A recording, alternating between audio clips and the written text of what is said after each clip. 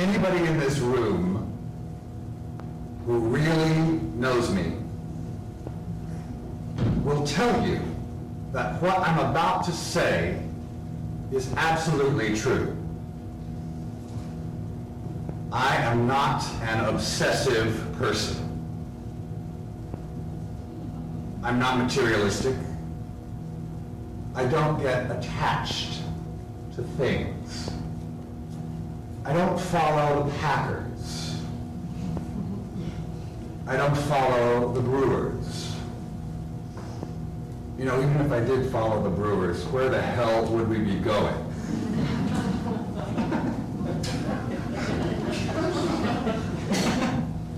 I'm not political, not very trendy. I am interested in current events, but they change rather quickly. And there's such a spin that's put on everything that it's difficult to stay committed. I have a natural memory for Academy Award trivia. But that's not an obsession, it's a gift.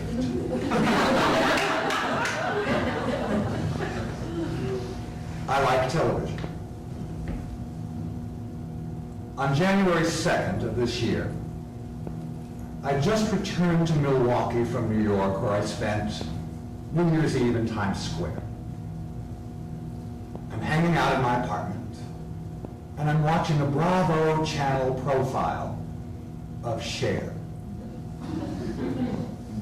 And Cher says that she believes in the power of numbers, and that she believes, as the great Greek philosopher Pythagoras believed, that all things are numbered, and that everything that can be conceived of or that can be known has a number affiliated with it. And there are numbers that scare people, and there are numbers that just feel lucky. Then there are those weird Twilight Zone coincidences, like Lincoln elected in 1860, Kennedy 1960. I'm sure that everyone in this room has thought a time or two, boy, do I have so-and-so's number. And we've possibly worried a bit from time to time if the wrong person might have our number. Friends have told me that they have chosen their PIN codes, P-I-N, very specifically, so to provide a positive vibration around their money. And we know that people win huge lottery prizes simply by having an instinctive gut belief in the power and magic of certain sequences of numbers. You go to get your lottery ticket, you have to enter some numbers. Mysteriously, the date when Grandma won a blue ribbon for her pickles at the state fair flashes into your brain. You write down those numbers, bang, you win $50 million. This kind of stuff happens. So here it is, the second day of the year 2000. And I'm feeling pretty open-minded. This all sounds pretty tangible. Numbers are around us all the time. And perhaps by paying a little extra attention to numbers, we might get a little additional reinforcement, a little guidance, at the very least, some additional information as to the reason why certain things happen and other things don't happen. Plus, this is Cher. And everybody has a bond with Cher.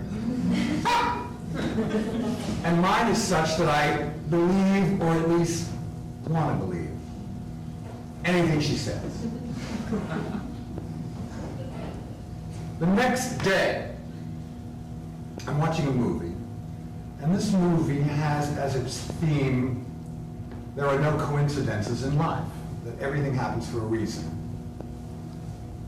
I have a lot of friends who think like this, and they think very seriously about karma and about destiny, and about the chakras, and about Egyptology, and about Incan astronomy, about Norse mythology, Area 51, the X-Files, all of that, which I'm sure is extremely illuminating.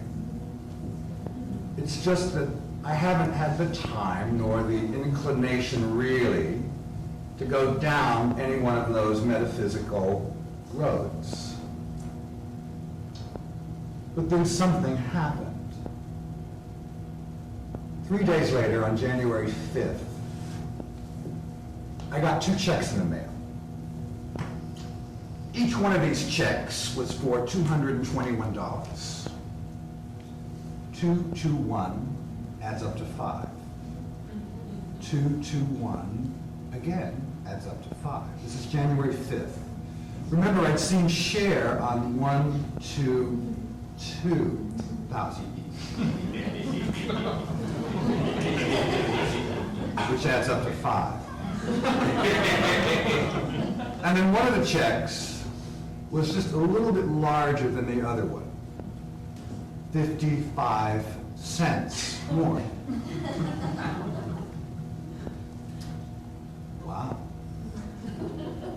I mean, that just seemed like a lot of fives, all at the same time, that were being somehow presented to me from somewhere in the cosmos. So I was thinking, well, maybe this is one of those not so coincidental coincidences I should ponder the deeper significance of. So I start to think a lot about the number 5. How is 5 in my life? How am I connected to the number 5? For example, I live on the 23rd floor of an apartment building.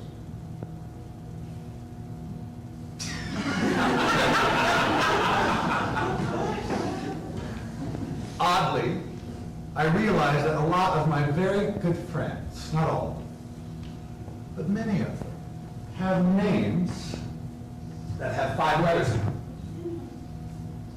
Janet, Diego, Sarah, Ralph, Craig, Billy, Fern. Well, that's interesting. I realize that 3 out of the 5 people I'm currently hitting on also have names that have 5 letters in them. Then there's my trainer, David, my masseur, Elias, my chiropractor, Annie, and my reflexologist, Jamal, and the guy who runs the front desk in the lobby of my building, Jerry, who all have names with 5 letters in them. Plus, I park in space number 41.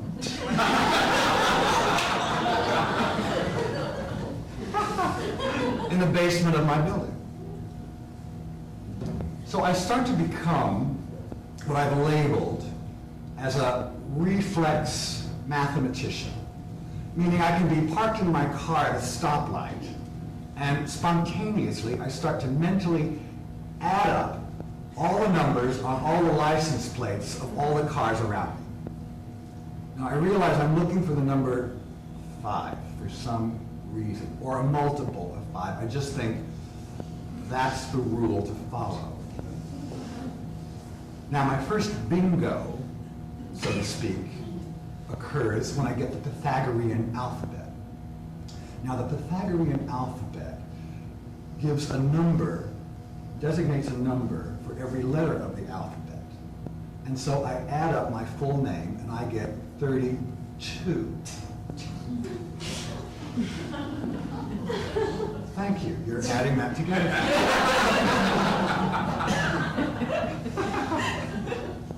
Around this time, I also learned that my ruling birth number is 9. because I'm born on the 27th day of a month. And my ruling astrological number is a 3 for Sagittarius. Now, around this time, Mark and Isabel asked me to be in this show, so I immediately add up their name numbers. He's a 6, she's a 9. Now that has a nice ring with my astrological 3. 3, 6, 9. That feels good. I add their numbers together, I get the multiple of 5 I'm looking for, 15. He's a 6, she's a 9. They tell me that the show is in September, 21, 22, 23. 2 1s are 3, 2 2s are 4, 2 3s are 5. That has a nice ring to it, 3, 4, 5. Plus it's also the number of my office in Mitchell Hall on the UWM campus. 3 squared plus 4 squared is equal to 5 squared. You got the 9, you've got the 16, that's 25, that's a lot of 5s. You got 5 5s, that's 25, that's a lot of 5s. Put them all together, that's 50, that's a lot of 5s. Now my birth number 9 also is in complete harmony with the fact that we're in the 9th month of the year. And my astrological 3 is very compatible with September as well, because September is the 3rd month of the 3rd quarter of months of the year. So life is good. Now, cut to January 10th. I'm watching a movie, From Here to Eternity, which is an awesome movie. Academy Award, Best Film, 1953. Fred Zinnemann, Best Director, Best Adapted Screenplay. The leads are all fierce. Montgomery Clift, Burt Lancaster, Deborah Carr. They're all nominated, none of them win. The 2 supporting actors who are nominated, Donna Reed and Frank Sinatra, do win. Donna and Frank, you notice.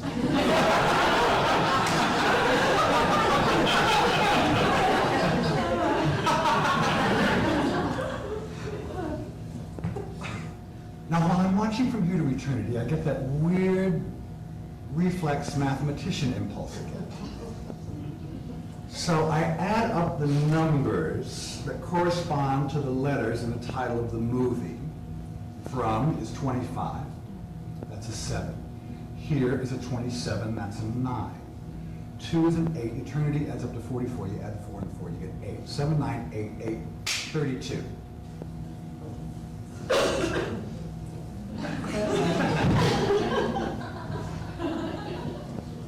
Now, when I watch any war movie, I think about my father, because my father was stationed in Germany during World War II. And whenever I see a war movie, I think I'm seeing a little bit of the story of his life. So I always think about it.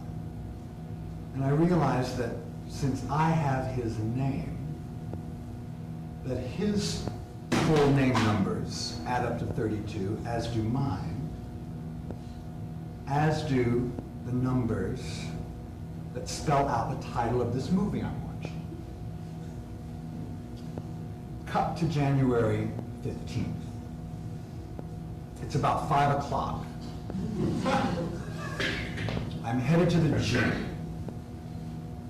My regimen is to take about a 5-mile ride on the stationary bike and then work out for about 45 to 50 minutes. As I go into the gym, I sense a very odd feeling, either in the gym or else this feeling has followed me into the gym. I think about that one check for $221.55.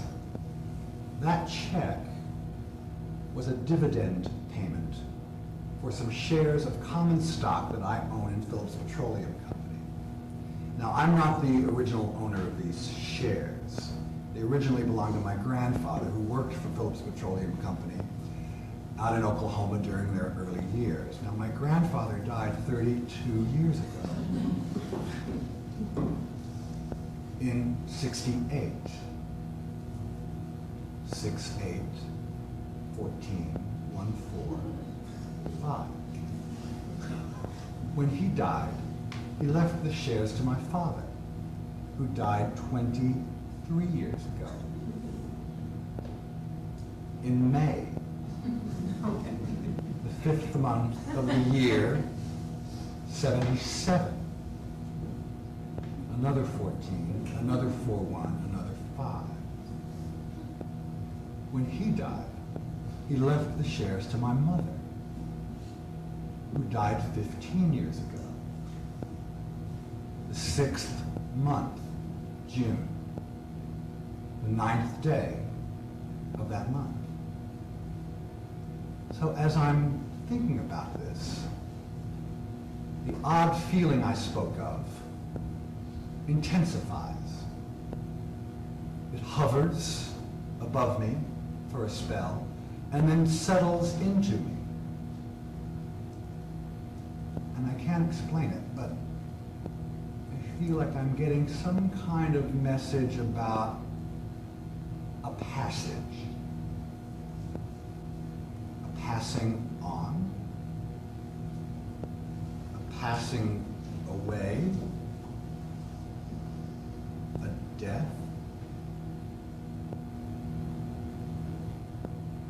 I get back up into my apartment. The phone rings. I say hello. A guy says, "Is Julie Burgess there?" And I say, "I think you have the wrong number." He says, "Thank you very much," and he hangs up. As soon as he hangs up, I realize that Julie is a name that has 5 letters in it. I call 411. I ask for her listing. I'm told by the electronic voice that her number is 221-5500. And they can connect me for 50 cents.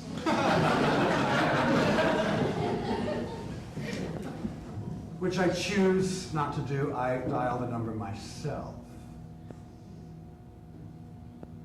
It rings. She says hello. I say, "Is this Julie Burgess?" She says yes. I say, "This is Ed Burgess." There's a little pause, and she says, "I was wondering how long it would take before you found me." And I say, "Do I know you?" And she says, "Yes, you do." And I say, "Well, I'm not really sure that I do know you." And she says, "You're not working hard enough." And I say, "Is this some kind of a joke?" And she says, "You know that you know me." And I say, "Can you give me a hint, Julie?" And she says, "The hint, Ed, is that I've been watching you." And I say, "Well, what do you mean?" And she says, 831. And I say, "That's the number on my license plate." She says, "That's right." And she says 2306, and I say, "That's my apartment number." And she says, "Yes, I know." And she says 225-0427, and I say, "That's my phone number." And then she says 180, which is kind of an obscure number, unless you know me. When I go to work with my trainer, I go to his gym, which he calls 180 Fitness. I commend her for that. And I say, "What else you got?" And she says, "Cinemax, HBO, Showtime, and the Movie Channel." And I say, "Yeah, I'm a subscriber." And she says, "Your subscription is about to expire." And then she hangs up.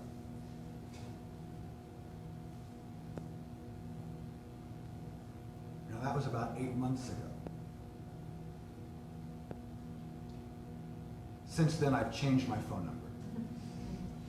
But every once in a while, the phone will ring, and I'll say hello, and there will be no one on the other end of the line. Sometimes I'll say hello again, and sometimes I'll just wait and listen to see if I can at least hear the other person breathing, or to see if they might hang up before I hang up. And I usually end up hanging up first. A couple of months ago, I tried that number again, 221-5500, and I was told that it had been disconnected. Every once in a while, when I'm at Kohl's, or I'm at Beans and Barley, or I'm at the library, or I'm at a bar with some friends, or I'm at the gym, and it's happened a couple of times when I've been teaching, I'll feel a pair of eyes observing me. And it's a very unfamiliar feeling of being observed. Tonight, when I parked outside, I parked next to a car that had the license plate number MLV 221. There was a bumper sticker on that car that said, "Voices guide me." Now, is someone in here driving that car? Is someone in here? Does anyone know who owns that car? Does anybody know Julie Burgess?